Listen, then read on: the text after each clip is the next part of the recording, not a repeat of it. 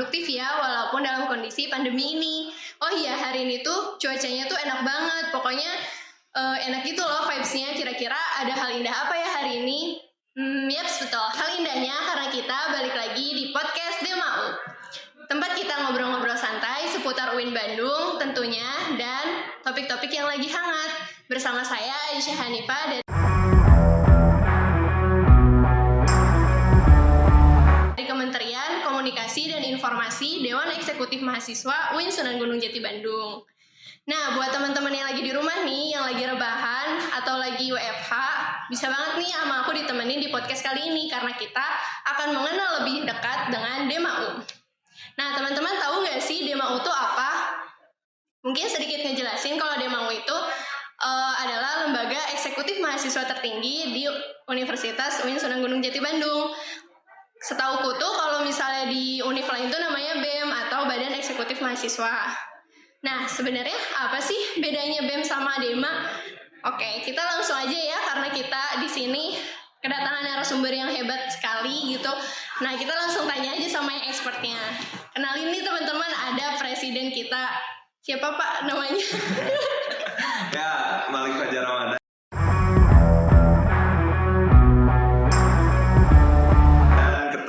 Eksekutif Mahasiswa UIN Sunan Gunung Jati Bandung periode 2020-2021 Kabinet Astaguna.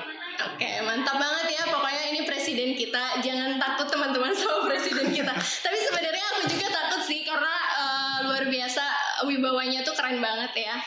Nah, kalau boleh tahu nih Pres, tentang pengalaman organisasi tuh kayak gimana?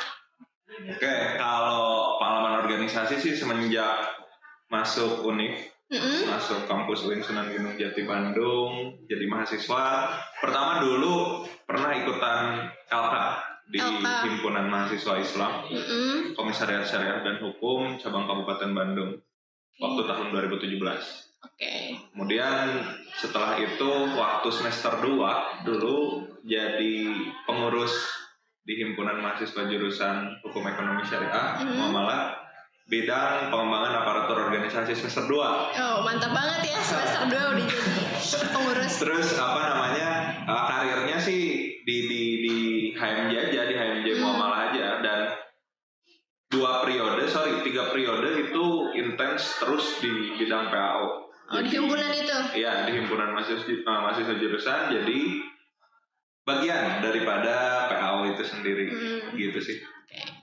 Ada lagi mungkin di luar itu, di luar kampus? Di luar kampus banyak sih lumayan, tapi mungkin beberapa aja kali yang disebutin. Kalau di luar kampus sebenarnya ikut organisasi yang memang organisasi non formal, kayak ruang-ruang diskusi, ruang-ruang kolektif atau ruang-ruang pemuda di Kota Bandung. Ada waktu itu 2019 tergabung dalam Aliansi Mahasiswa Indonesia, juga pernah ikut mengambil peran sama teman-teman di Kota Bandung, teman-teman pemuda di Kota Bandung untuk menaikkan indeks pemuda di Kota Bandung. Mantap banget ya. Keren banget nih prestasi organisasi dari presiden kita gitu ya. Makanya sekarang tuh bisa mencalonkan gitu jadi presiden gitu ya. Ya, salah satunya mungkin karena pengalamannya udah banyak banget ya, gitu ya. Karena pengalaman itu kan ya. Nah itu boleh tahu nggak sih gimana proses pencalonannya gitu? Kok sampai kepikiran mau jadi presiden nih gitu, padahal kan sebelumnya kayak aktifnya di himpunan aja gitu. Gini, saya tuh sebenarnya nyalon dari tahun 2019. Dari 2019? 2019, waktu itu bulan September, 2019 bulan September. Waktu itu sempat ada wacana untuk membentuk kembali DEMAU. Karena kan kalau kita lihat periodik masa jabatan Pres Oki dulu, itu periode 2018-2019. Nah, posisinya waktu itu 2019 saya pernah maju nyalon, tapi kondisinya waktu itu keburu pandemi COVID, karena prosesi dari 2019 ke 2020 itu cukup panjang dan jatuh-jatuhnya keburu COVID. Iya, jadi terhambat gitu. Iya, jadi terhambat pada akhirnya pandemi. Kemudian di tahun 2020 bulan Oktober-November itu mulai dilanjut lagi tuh sama teman-teman ad hoc yang dibentuk oleh pihak universitas melalui SK Rektor untuk membentuk lembaga legislatif SEMAU dan lembaga eksekutif DEMAU di UIN Sunan Gunung Jati Bandung. Oh, baru dari situ kayak diteruskan lagi gitu ya. Di situ kita lanjut lagi usaha-usaha mengkampanyekan. Iya, mantap. Pencalonan gitu. Tapi kalau dari awal kali Pres masuk UIN nih emang ada kepikiran gak sih kayaknya aku mau jadi presiden nih nanti gitu. Sama sekali, jadi gini Teh. Dulu bisa dibilang sama sekali nggak ada kepikiran. Oh, nggak ada kepikiran. Nggak ada kepikiran. Kenapa? Karena begini. Dari SMA terus masuk ke UIN jadi mahasiswa, itu tipikal dan karakter saya bukan anak organisasi. Oh gitu. Kok bisa? Anak disebutnya anak nongkrong kali ya. Nongkrong, sukanya main, terus supaya bebas aja gitu ya. Ya, sukanya main, terus sukanya kemana sama anak-anak ramean.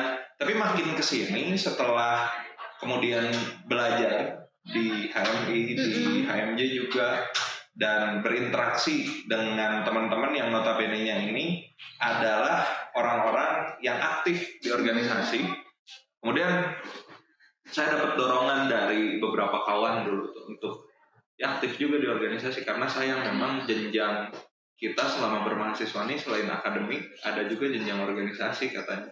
Artinya kan di situ saya mulai deh ikutan sampai akhirnya itu tadi di awal saya bilang semester 2 jadi PAO. Udah mulai aktif. Iya, jadi ibarat kata mah masuk kolam baru kakinya doang, tapi karena udah kagok basah udah nyemplung. Sekarang tenggelam gitu. Jadi kalau tapi overall kalau misalkan pertanyaannya dari awal nih, ada niatan nyalon jadi presma enggak? Tapi niat itu lahir ketika mendapat banyak dorongan, mendapat banyak masukan dan dukungan, juga mulai membuka pikiran bahwa ternyata penting banget kita memberikan kontribusi dan ikut andil untuk mengambil bagian dan mengambil peran dalam ranah organisasi mahasiswa infra kampus kayak gitu. Berarti cita-cita jadi presiden itu terlahir karena lingkungan sendiri gitu ya? Karena lingkungan dan karena pola pikir yang mulai tersana. Nggak selamanya cuma nongkrong doang, main doang, mantap, jadi supporter doang gitu, enggak. Gitu sih. Iya. Oke. Nah, kalau boleh tahu nih Pres, pas pembentukan periode presiden nih gimana tuh? Dari awal nih boleh diceritain nggak sampai sekarang? Ya. Tadi sih posisinya sebenarnya dari 2019 ya. Dari 2019, kemudian karena terhambat pandemi, jadi mundur ke 2020. Jadi saya nunggu dulu setahun.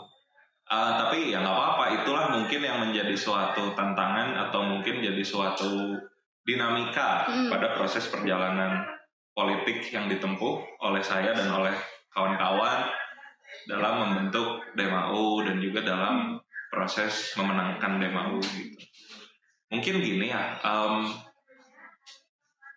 waktu itu tanggal 9 November 2020 itu ad hoc menggelar forum Mustiu dan Musmau.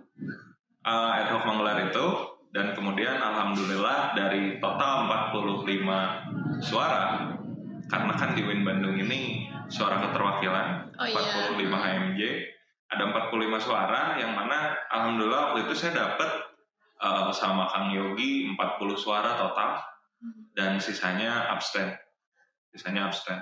Nah dari situ setelah terpilih, tentu kita juga sama-sama tahu ya Teh bahwa prosesi staffingan ini nggak pernah mudah dan nggak pernah gampang.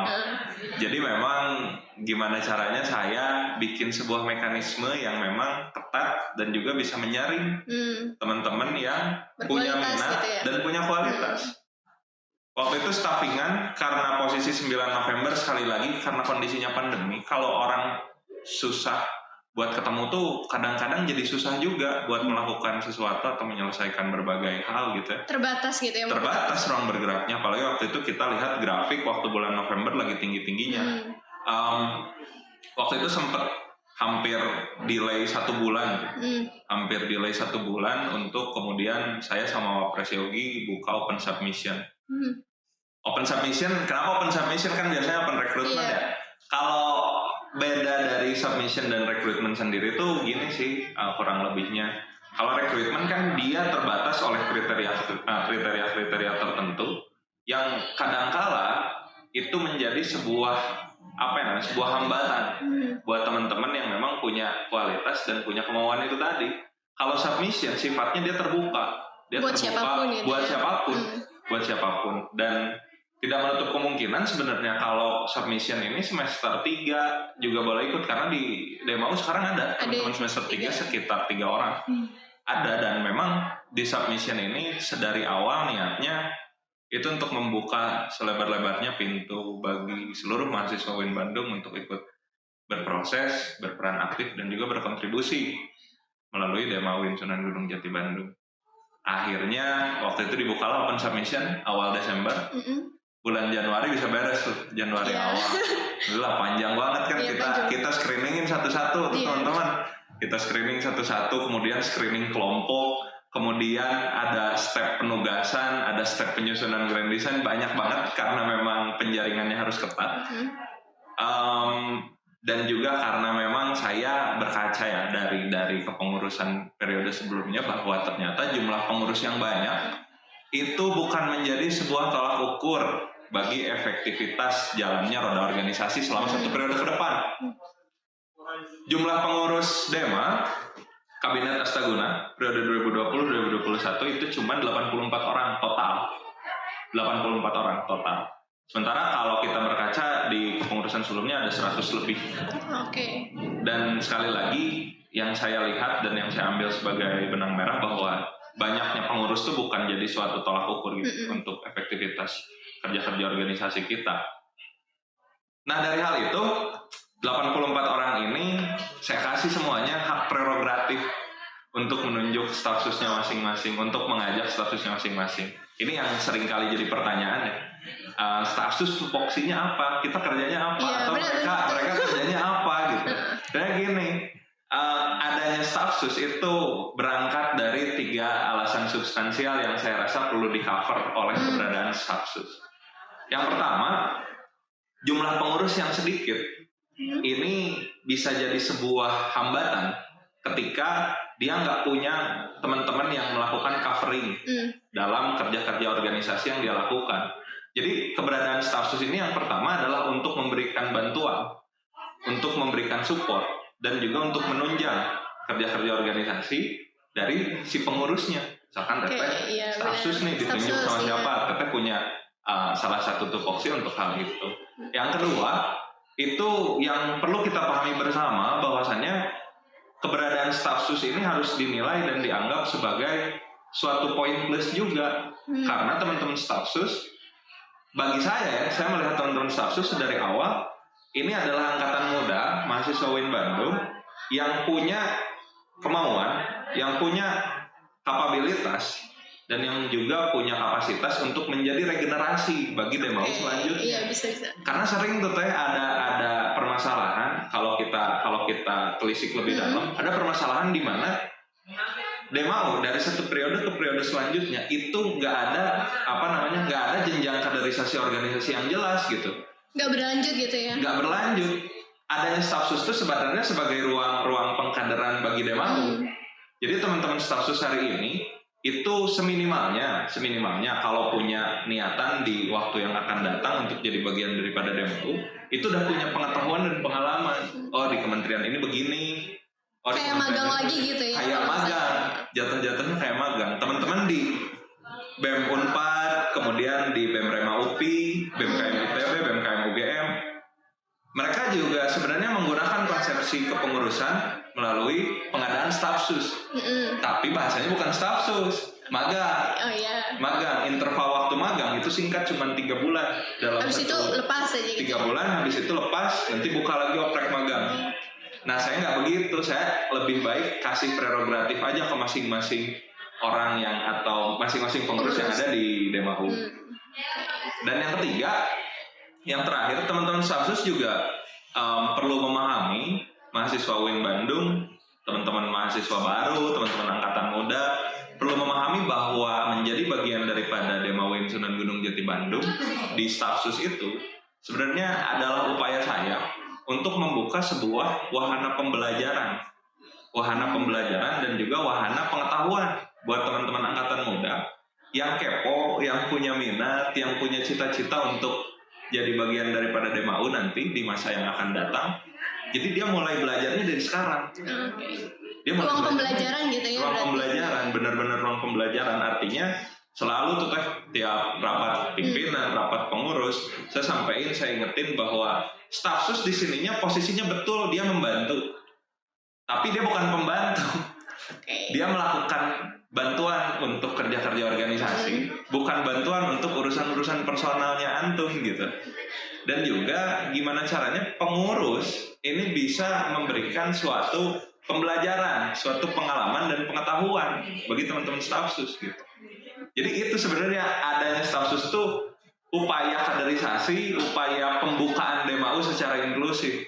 Karena di grand design saya juga, saya ini mau menghadirkan DEMAU kepada seluruh mahasiswa UIN Bandung, termasuk mahasiswa baru semester 1, 3, sekarang mungkin genap ya, 2, 4, 6 dan seterusnya, itu supaya DEMAU bisa diakses oleh semua orang. Supaya DEMAU ini terwujud menjadi lembaga eksekutif yang punya karakteristik inklusif gitu. Jadi sejahtera gitu ya masyarakatnya. Jadi sebenarnya bisa diakses dan juga bisa disentuh oleh semua orang. Sampai akhirnya waktu itu tanggal 3 Februari alhamdulillah kita bisa melandingkan pelantikan.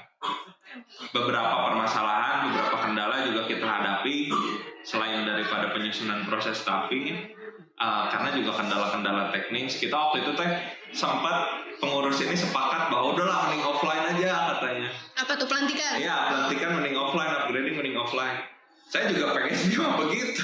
Siapa yang nggak mau offline, kan udah mungkin lama ya nggak berinteraksi dengan kampus dan lain-lain, nggak ke kampus, nggak mengurus kerja-kerja organisasi atau tugas akademik di kampus, makanya rindu kegiatan offline.